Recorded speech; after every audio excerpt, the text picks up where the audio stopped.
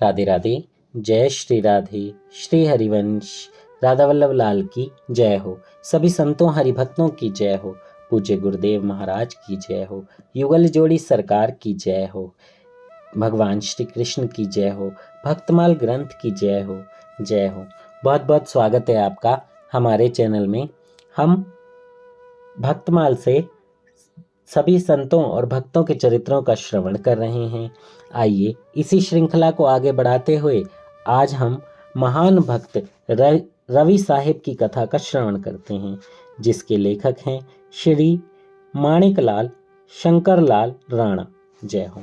बहुत बहुत प्यारा चरित्र है ये, बहुत ध्यान से सुनिएगा। काठियावाड़ में योग, वेदांत, समाधि और ध्यान संबंधी भजनों की रचना करने वाले प्रथम श्रेणी के मस्त संत भक्त रवि साहिब का जन्म 1783 विक्रम में गुजरात के आमोद तालुके में तणछा नामक गांव में श्री माली वैश्य जाति में हुआ था। इनके पिता का नाम मंछाराम और माता का नाम इच्छाबाई था। भाण साहेब नाम के एक सिद्ध महात्मा के उपदेश से रवि साहिब के मन में वैराग्य उत्पन्न हुआ और वे उनके शिष्य बन गए। अभी कुछ दिन पहले हमने भाण साहिब जी की कथा का श्रवण किया था, ये उन्हीं के शिष्य हैं। जय हो। बहुत प्यारा, बहुत दिव्य चरित्र था। अगर आपने नहीं सुना है तो आप प्लेलिस्ट में जाकर सुन सकते हैं। इस प्लेलिस्ट में और भी बहुत सारे भक्तों की कथाएं हैं। अगर आप नए हैं चैनल पर तो ज़रूर सुनिए, बाकी कथाएं ज़रूर श्रवण कीजिए। जय हो। तब से रवि साहिब प्रपंच का त्याग करके भजन साधन में रत रहने लगे। एक दिन भाण साहिब ने शेड़खी में रवि साहिब को बिठाकर तथा उनको साधन का रहस्य बतलाकर घोड़े पर चढ़ वहां से कमिजडा को प्रस्थान किया।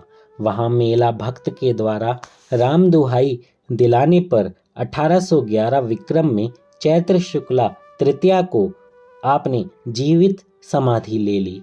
भाण साहिब के इस महाप्रयाण का समाचार शेड़खी में रवि साहिब को मिला। गुरु के वियोग से उनका हृदय टूक टूक हो गया। गुरु वियोग की वेदना उनकी वाणी में स्थान स्थान पर व्यक्त होती है।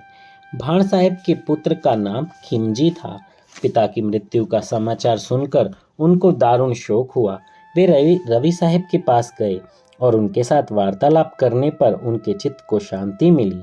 हृदय में वैराग्य उत्पन्न हुआ और वे रवि साहिब के शिष्य बन गए। जय हो। कितनी कृपा! साधुओं के संग रहने की यही बहुत कृपा होती है। वैष्णवों का संग करने की यही कृपा होती है।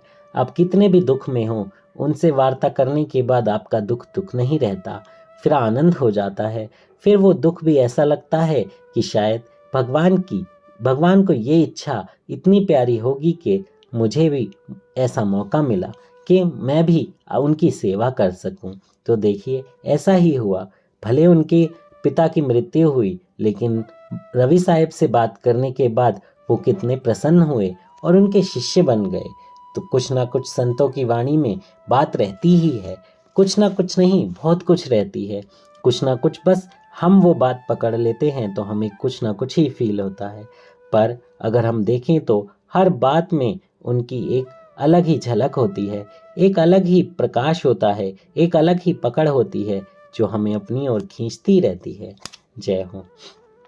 संतवाणी में खीम साहिब और रवि साहिब की गोष्ठी बहुत विस्तार पूर्वक प्राप्त होती है।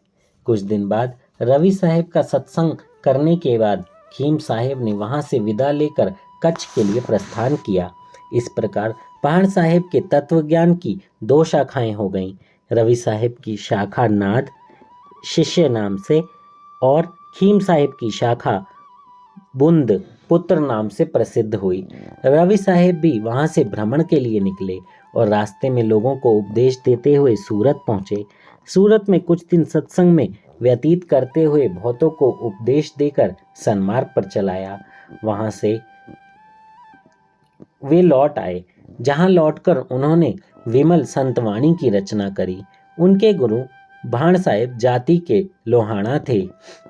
उनके मरने के बाद लोहाणा में भगवत भक्ति का प्रचार रवि साहिब ने किया।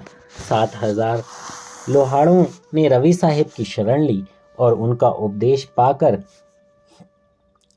अपना जीवन सफल किया। इसके बाद रवि साहेब लोक कल्याण के लिए भ्रमण करने निकले। वे गांव-गांव घूमते, सत्संग करते, दुखियों का दुख दूर करते हुए आगे बढ़ते गए। इस यात्रा में रवि साहेब ने अनेकों चमत्कार किए। उनकी चमत्कार की अनेक कथाएं गुजरात में प्रसिद्ध हैं। स्थान अभाव के कारण यहाँ नहीं दी जा रही हैं। इसी यात्रा में उन्होंने एक लखारा गांव में कुछ दिन प्रवास किया और ग्रंथ चिंतामणि की रचना करी। वहां से मार्ग में भक्ति रूपी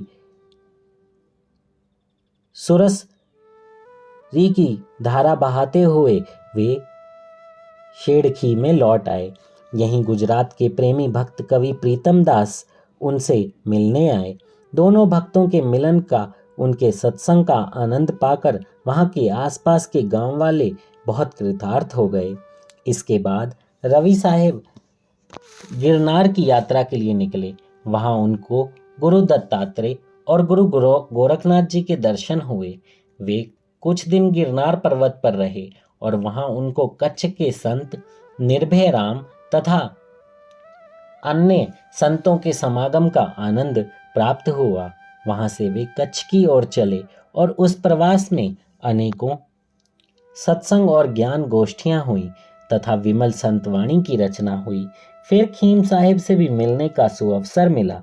खीम साहिब ने अपने पुत्र गंगदास को रवि गुरु के अर्पण कर दिया। जय हो। रवि साहिब की संतवाणी गुजरात से मारवाड़ तक पहुंच गई। वहां थराद नामक राज्य के राजकुमार मोरार प्रेम दीवाना होकर रवि साहिब की शरण में आए। आगे चलकर वही राजकुमार मोरार सौराष्ट्र के प्रतापी संत मोरार साहिब के नाम से प्रसिद्ध हुए। आगे चलकर रवि साहिब बीकानेर में पहुंचे। वहां श्री रतनदास जी मिले। उनके आग्रह से रवि साहिब को कुछ दिन वहां ठहरना पड़ा। फिर वहीं उन्होंने महाप्रयाण किया। गुरु वियोग में व्याकुल श्री मोरेर साहिब गुरु जी की देह को पालकी में पधराकर अपने स्थान खंभालिया ले जाने लगे। पालकी जोर से चल रही थी। अंदर से आवाज आई, मोरार जरा धीरे चलो। आखिर मोरार की प्रार्थना पर रवि साहेब ने करवट बदलकर आंखें खोली। मोरार को उपदेश दिया। खंभालिया के संत धाम में मानो प्रेम समुद्र उमड़ चला। मोरार साहेब को गुरु ने जो खंभालिया में अंतिम समय रहने और वहां समाधि लेने का वचन दिया था, इसकी सत्यता प्रमाणित देखकर बड़ी ही प्रसन्नता हुई। संत का वचन सत्य ही होना ही चाहिए। इस प्रकार पुण्य प्रकाश में जीवन बिताकर सन 1860 में वे अस्त हो गए और उन्होंने समाधि ले ली। जय हो। जय श्री राधे। कितने प्यारे संत हैं। कहीं भी एक पल भी विश्राम नहीं किया।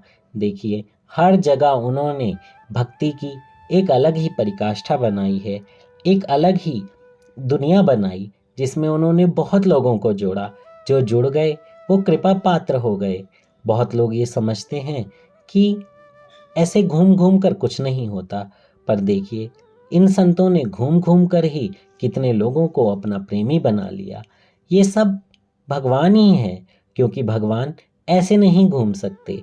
वो कोई ना कोई रूप लेकर आते हैं और फिर अपने जनों का कल्याण करते हैं, जो उनसे प्यार करते हैं।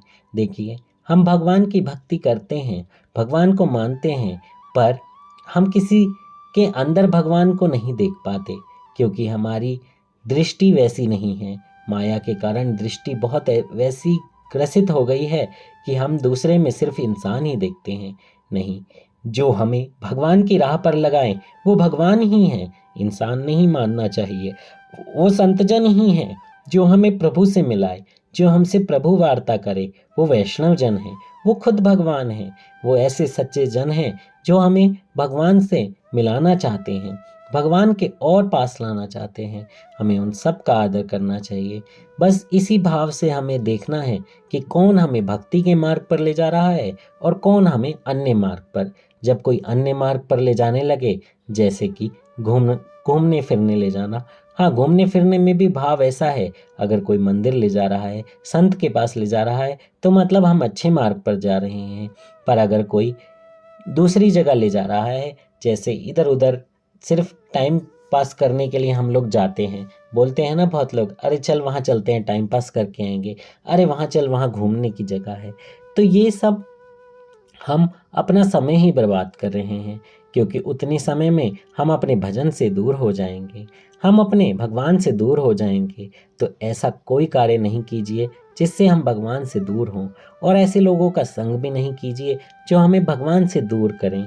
हाँ, रिश्ते तो निभाने हैं, सब कुछ करना है, पर उनमें भी आप अपने भगवान को ही देखिए, भगवान को ही पुकारिए, भगवान से ही प्रार्थना कीजिए कि मुझे कोई भी गलत संगत, गलत आचरण या गलत लोगों के साथ ना रखें।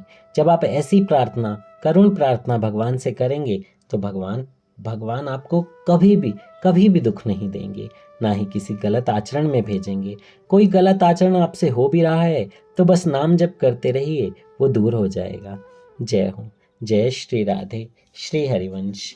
मुझसे कहने में कोई त्रुटि हो गई हो तो क्षमा कर दीजिएगा। जय श्री राधे।